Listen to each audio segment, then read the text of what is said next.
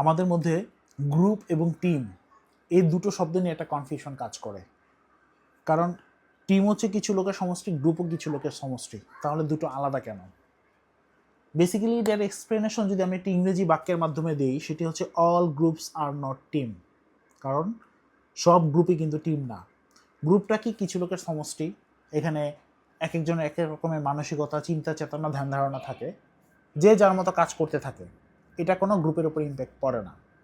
But team হচ্ছে সবাই একই লক্ষ্যে কাজ করবে, তাদের ধ্যান ধারণা, চিন্তা চেতনা যা আছে সব একটাকে কেন্দ্র করে।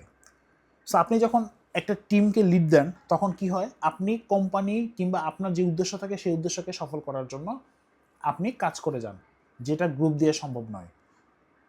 সো আপনি যদি যতক্ষণ না পর্যন্ত আপনার গ্রুপকে টিমের পর্যায়ে না নিয়ে আসতে পারবেন, ততক্ষণ পর্যন্ত আপনি লিডার হিসেবে সফল হবেন না। সো লিডার হিসাবে আপনার সফল হওয়ার প্রধান কারণ হচ্ছে আপনি একটি গ্রুপ পাবেন, তাকে টিমে রূপান্তর করতে হবে। তাদের সবার চিন্তা চেতনা, ধ্যান ধারণা সব কিছু একটা লক্ষ্যকে কেন্দ্র করেই আবর্তিত হবে। সো তারা জানে যে সাফল্য মানে পুরো টিমের সাফল্য। সো এই সাফল্যটা অর্জন করার জন্য অবশ্যই টিম হয়ে আসতে হবে, গ্রুপ হয়ে কখনোই একটি লক্ষ্যে পৌঁছানো যায় না।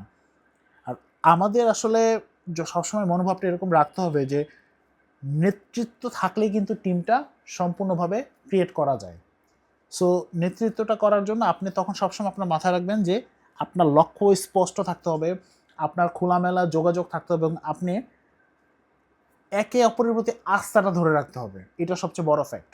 সো তখনই আপনার এই গ্রুপটা টিমে রূপান্তর হবে। Thank you.